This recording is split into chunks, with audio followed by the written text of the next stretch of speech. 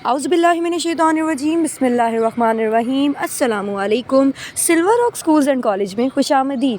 آج کا میرا لیکچر جماعت ہشتم کے لیے ہے۔ آج ہم ایک سبق کی پڑھائی کریں گے جس کا نام ہے استاد کا احترام۔ سبق کی پڑھائی کے ساتھ ساتھ الفاظ کے معنی کا سلسلہ بھی شروع ہوگا اور سبق کی وضاحت بھی کی جائے گی۔ اس کے لیے سب بچے سریر خامہ نمبر 3 کی کتاب کا صفحہ نمبر 62 نکالیں۔ سبق کے مصنف کا نام ہے اشفاق احمد اور سبق کا نام ہے استاد کا احترام۔ اپنے ہاتھوں میں پینسل رکھیے گا، جو لفظ آپ کو مشکل لگے اس کو خط کشید کر لیجئے گا اور بار بار پڑھیے گا تاکہ آپ کی روانی بن سکے۔ تو چلتے ہیں سبق کی پڑھائی کو شروع کرتے ہیں۔ جس زمانے میں روم میں لیکچرر تھا، روم یونیورسٹی میں، اور سب سے ینگسٹ پروفیسر تھا۔ یونیورسٹی میں چھٹیاں تھیں، گرمیوں کا زمانہ تھا۔ دوپہر کے وقت ریڈیو اسٹیشن پر مجھے اردو براڈ کاسٹنگ کرنی پڑتی تھی۔ لوٹ کے آ رہا تھا تو خواتین و حضرات، روم میں دوپہر کے وقت سب لوگ کیلولا کرتے تھے، 4 بجے تک سوتے تھے اور روم کی سڑکیں تقریباً خالی ہوتی تھیں، اور کارپوریشن نے یہ انتظام کر رکھا تھا کہ وہ وہاں پر پانی کے ہوز لگا کر سڑکیں دھوتے ہیں، اور شام تک سڑکیں ٹھنڈی بھی ہو جاتی ہیں، خوشگوار بھی ہو جاتی ہیں، صاف بھی ہو جاتی ہیں، تو وہ سڑکوں کو دھو رہے تھے۔ اکا دکا کوئی ٹریفک کی سواری آ جا رہی تھی تو میں اپنی گاڑی چلاتا ہوا جا رہا تھا۔ اب دیکھیے، انسان کے ساتھ ساتھ ایک دیسی مزاج چلتا ہے۔ آدمی کہیں بھی چلا جائے تو میں گاڑی چلا رہا تھا۔ میں نے دیکھا کہ گول دائرہ ہے، اس کے اوپر سے میں چکر کاٹ کے آؤں گا، پھر میں اپنے گھر کی طرف مڑوں گا، تو یہ بڑی فضول بات ہے۔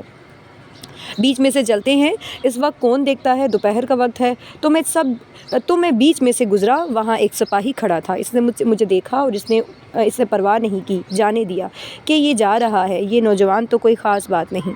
جب میں نے دیکھا شیشے میں سے گردن گھما کر کچھ مجھے تھوڑا سا یاد پڑتا ہے، میں طنزاً مسکرایا، کچھ اپنی فیٹ کے اوپر، کچھ اپنی کامیابی کے اوپر۔ میں نے خوشی منانے کے لیے ایک مسکراہٹ کا پھول اس کی طرف پھینکا۔ جب اس نے یہ دیکھا کہ اس نے میری یہ عزت کی ہے تو اس نے سیٹی بجا کے روک لیا۔ اب وہاں پر سیٹی بجنا موت کے برابر تھی، اور رکنا بھی۔ میں رکا، وہ آ گیا اور آ کے کھڑا ہو گیا، پہلے سلوٹ کیا۔ ولایت میں یہ رواج ہے کہ جب بھی آپ کا چلان کرتے ہیں، آپ کو پکڑنا ہوتا ہے، تو سب سے پہلے آ کر سلوٹ مارتے ہیں۔ تو اس نے کھڑے ہو کر سلوٹ مارا۔ اب میں اندر تھر تھر کانپ رہا ہوں۔ شیشہ میں نے نیچے کیا تو مجھے کہنے لگا، آپ کا لائسنس؟ تو میں نے اس سے کہا میں زبان نہیں جانتا۔ اس نے کہا، چنگی بھلی بول رہے ہو۔ میں نے کہا، میں نہیں جانتا، تم ایسے ہی جھوٹ بول رہے ہو۔ میں تو نہیں جانتا ہوں۔ اس نے کہا، نہیں، آپ اپنا لائسنس دیں۔ تو میں نے کہا، فرض کریں جس کے پاس اس کا لائسنس نہ ہو تو پھر وہ کیا کرے؟ اس نے کہا، کوئی بات نہیں، میں آپ کا چلان کر دیتا ہوں، پرچی پھاڑ کے تو یہ آپ لے جائیں اور جرمانہ جمع کروا دیں۔ میں تو ایسے ہی مانگ رہا تھا، اس نے کہا۔ میں نے کہا، مجھ سے غلطی ہو گئی۔ اس نے مسکراتے ہوئے کہا، غلطی ہو گئی تھی تو چلے جاتے۔ اس نے بغیر مجھ سے پوچھے کاپی نکالی اور چلان کر دیا، اور چلان بھی بڑا سخت، 12 آنے جرمانہ۔ میں نے لے لی پرچی۔ میں نے کہا، میں اس کو لے کر کیا کروں؟ اس نے کہا، اپنے کسی بھی قریبی ڈاک خانے میں منی آرڈر کی کھڑکی پر جمع کروا دیں، بس وہاں کچہری نہیں جانا پڑتا، دھکے نہیں کھانے پڑتے، بس آپ کا جرمانہ ہو گیا۔ آپ ڈاک خانے میں دیں گے تو بس۔ میں جب چلان کروا کے گھر آیا تو میں نے اپنی لینڈ لیڈی سے کہا، میرا چلان ہو گیا ہے۔ کہنے لگی، آپ کا؟ میں نے کہا، میں کیا کروں؟ اب ان کو ایسے لگا کہ ہمارے گھر میں جیسے ایک بڑا مجرم رہتا ہے، اور اس نے اپنی بیٹی کو بتایا کہ پروفیسر کا چلان ہو گیا ہے۔ بڈھی مائی تھی ان کے پاس، ان کی ایک ساس تھی، اس کو بھی بتایا۔ سارے روتے ہوئے میرے پاس آ گئے۔ میں بڑا ڈرا کہ یا اللہ، یہ کیا؟ کہنے لگے، تو شریف آدمی لگتا ہے، اچھے خاندان کا، اچھے گھر کا لگتا ہے، ہم نے تجھے یہ کرائے پر کمرہ بھی دیا ہوا ہے، لیکن تو ویسا نہیں نکلا۔ خیر، گھر خالی کرنے کو تو نہیں کہا۔ جو بڈھی مائی تھی، اس کی ساس، اس نے کہا، ہو تو گیا ہے برخوردار چلان، لیکن کسی سے ذکر نہ کرنا، محلے داری کا معاملہ ہے۔ اگر ان کو پتہ چل گیا کہ اس کا چلان ہو گیا ہے تو بڑی رسوائی ہوگی، لوگوں کو پتہ چلے گا۔ میں نے کہا، نہیں، میں نہیں پتہ لگنے دوں گا۔ میری لاؤبالی طبیعت، 26 سال کی عمر تھی۔ چلان جیب میں ڈالا اور نکل گیا دوستوں سے ملنے۔ اگلے دن مجھے جمع کروانا تھا، بھول گیا۔ پھر سارا دن گزر گیا۔ اس سے اگلے دن مجھے اصولاً جمع کروا دینا چاہیے تھا، تو میں نے اپنے کپڑے بدلے تو اس پرانے کوٹ میں رہ گیا۔ شام کے وقت مجھے ایک تار ملا کہ محترمی جناب پروفیسر فلاں مقام پر فلاں چوراہے پر آپ کا چلان کر دیا گیا تھا، فلاں سپاہی نے، یہ نمبر ہے آپ کے چلان کا، آپ نے ابھی تک کہیں بھی چلان کے پیسے نہیں جمع کروائے، یہ بڑی حکم عدولی ہے، مہربانی فرما کر اسے جمع کروا دیں، آپ کی بڑی مہربانی ہوگی۔ تقریباً 21 روپے کا تار تھا، میں نے سارے لفظ گنے، مجھ سے یہ کوتاہی ہوئی کہ میں پھر بھول گیا اور ان کا پھر ایک تار آیا، اگر آپ اب بھی رقم جمع نہیں کروائیں گے تو پھر ہمیں افسوس ہے کہ کورٹ میں پیش کر دینا پڑے گا۔ مجھ سے کوتاہی ہوئی، نہیں جا سکا، تب مجھے کورٹ سے ایک سمن آ گیا کہ فلاں تاریخ کو عدالت میں پیش ہو جاؤ، اور یہ جو آپ نے حکم عدولی کی ہے، قانون توڑا ہے، اس کے بارے میں آپ سے پورا انصاف کیا جائے گا۔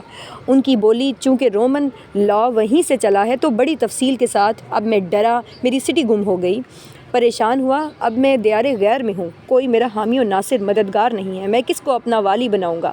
میرا ڈاکٹر تھا، ڈاکٹر بالدی اس کا نام تھا، نوجوان تھا، میں نے اس سے کہا مجھے وکیل کر دو، اس نے کہا میرا ایک دوست ہے اس کے پاس چلتے ہیں، اس کے پاس گئے، اس نے کہا یہ تھوڑا سا پیچیدہ ہو جائے گا، اگر میں گیا عدالت میں، یہی بہتر یہی ہے پروفیسر صاحب جائیں اور جا کر خود فیس کریں، عدالت کی خدمت میں یہ عرض کریں کہ میں چونکہ اس قانون کو ٹھیک طرح سے نہیں جانتا تھا، میں یہاں پر ایک غیر ملکی ہوں تو مجھے معافی دی جائے، میں آئندہ ایسا نہیں کروں گا۔ میں نے کہا ٹھیک ہے، چنانچہ میں ڈرتا چلا گیا۔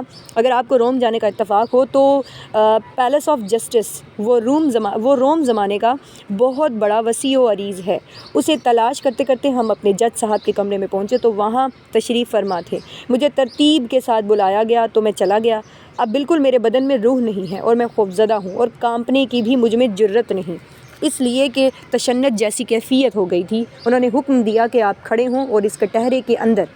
اب عدالت نے مجھ سے پوچھا کہ آپ کا چلان ہوا تھا اور آپ کو یہ حکم دیا گیا تھا کہ آپ یہ 12 آنے ڈاک خانے میں جمع کروائیں، کیوں نہیں کروائے؟ میں نے کہا جی مجھ سے کوتاہی ہوئی، مجھے کروانے چاہیے تھے لیکن اس نے کہا کتنا وقت عملے کا ضائع ہوا، کتنا پولیس کا ہوا، اب کتنا جسٹس کا ہوا، جسٹس عدالت کا ہو رہا ہے اور آپ کو اس بات کا احساس ہونا چاہیے تھا، ہم اس کے بارے میں آپ کو کڑی سزا دیں گے۔ میں نے کہا میں یہاں پر ایک فارنر ہوں، پردیسی ہوں، جیسا ہمارا بہانہ ہوتا ہے، میں کچھ زیادہ آداب نہیں سمجھتا، قانون سے میں واقف نہیں ہوں، تو میرے پر مہربانی فرمائیں۔ انہوں نے کہا آپ زبان تو ٹھیک ٹھاک بول لیتے ہیں، وضاحت کر رہی ہیں، آپ کیا کرتے ہیں؟ تو میں چپ کر کے کھڑا رہا۔ پھر انہوں نے پوچھا کہ عدالت آپ سے پوچھتی ہے کہ آپ کون ہیں، آپ کا پیشہ کیا ہے؟ میں نے کہا میں ایک ٹیچر ہوں، پروفیسر ہوں روم یونیورسٹی میں۔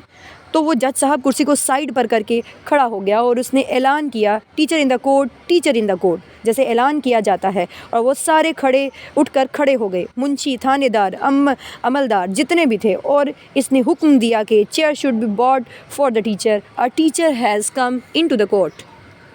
اب وہ کٹہرا چھوٹا سا، میں اس کو پکڑ کر کھڑا ہوں، وہ کرسی لے آئے، حکم ہوا کہ تو ٹیچر ہے، کھڑا نہیں رہ سکتا۔ پھر اس نے ایک بانی پڑھی شروع کی، جج نے کہا اے معزز استاد، اے دنیا کو علم عطا کرنے والے استاد، اے محترم ترین انسان، اے محترم انسانیت، آپ ہی نے ہم کو عدالت کا اور عدل کا حکم دیا ہے اور آپ ہی نے ہم کو یہ علم پڑھایا ہے اور آپ ہی کی بدولت ہم اس جگہ پر براجمان ہیں، اس لیے ہم آپ کے فرمان کے مطابق مجبور ہیں۔ عدالت نے جو ضابطہ قائم کیا ہے اس کے تحت آپ کو چیک کریں، باوجود اس کے کہ ہمیں اس بات کی شرمندگی ہے اور ہم بے حد افسردہ کہ ہم ایک استاد کو جس سے محترم اور کوئی نہیں ہوتا اپنی عدالت میں ٹرائل کر رہے ہیں، اور یہ کسی بھی جج کے لیے انتہائی تکلیف دہ موقع ہے کہ کورٹ میں کٹہرے میں ایک استاد مکرم ہو اور اس سے ٹرائل کیا جائے۔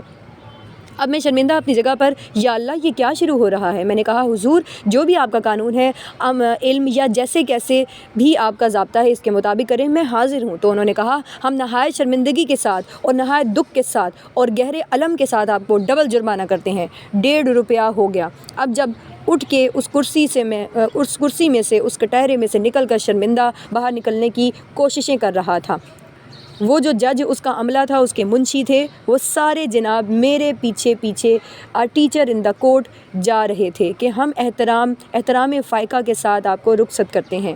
میں کہوں میری جان چھوڑیں، یہ باہر نکل کر میرے ساتھ کیا کریں گے؟ آگے تک میری موٹر تک مجھے چھوڑ کے آئے، جب تک میں وہاں سے سٹارٹ نہیں ہو گیا، وہ عملہ وہاں پر ایسے ہی کھڑا تھا۔ اب میں لوٹ کے آیا تو میں سمجھا یا اللہ میں بڑا معزز آدمی ہوں، اور محلے والوں کو بھی آ کر بتایا کہ میں ایسے گیا تھا اور وہاں پر یہ ہوا، وہ بھی جناب، اور میری جو لینڈ لیڈی تھی وہ بھی بڑی خوشی کے ساتھ محلے میں چوڑی ہو کے گھوم رہی تھی کہ دیکھو ہمارا یہ ٹیچر گیا اور کورٹ نے اتنی عزت کی۔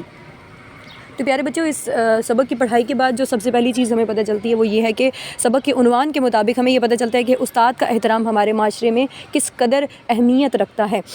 یہ تو اہل مغرب کی زبان میں استاد کے احترام کا ذکر کیا گیا ہے کہ اہل مغرب کن الفاظ میں اور کن کن طور طریقوں سے استاد کا احترام کرتے ہیں، لیکن مسلمانوں کے مذہب یعنی اسلام کے لحاظ سے دیکھا جائے تو استاد کو روحانی والدین کا درجہ حاصل ہوتا ہے، اور ان کی جو ذات ہوتی ہے وہ بہت زیادہ مقدم ہوتی ہے، اور ہر طالب علم پر یہ فرض ہوتا ہے کہ وہ اپنے استاد کا احترام کرے، بالکل ویسے ہی جیسے وہ اپنے والدین کا کرتا ہے۔ ایک اور چیز، نمایاں چیز جو ہمیں اس سبق کی پڑھائی کے بعد ہم پر واضح ہوئی وہ یہ ہے کہ قانون کا احترام کس قدر ضروری ہے۔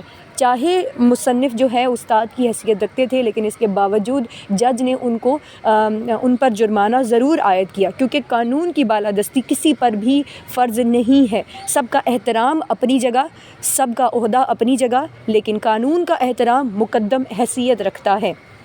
ہمارے ملکوں میں ایسا ہوتا ہے کہ پہلی بات ہے کسی پر چلان نہیں کیا جاتا، اگر کر بھی دیا جائے تو لوگ اس کی پاسداری نہیں کرتے ہیں، نہ ہی اس کو چلان کی فیس کو ادا کرتے ہیں، لیکن بیرون ملک یعنی اہل مغرب اس بات پر بہت زیادہ توجہ دیتے ہیں۔ اگر کوئی چلان کی فیس جمع نہیں کرواتا ہے تو اس کو بذریعہ سمن بھی عدالت میں پیش ہونے کا موقع دیا جاتا ہے، اور اپنی بات جو ہے وہ بیان کرنے کا موقع دیا جاتا ہے کہ اس نے قانون کی اگر خلاف ورزی کی تو کیوں کی اور کس وجہ سے کی۔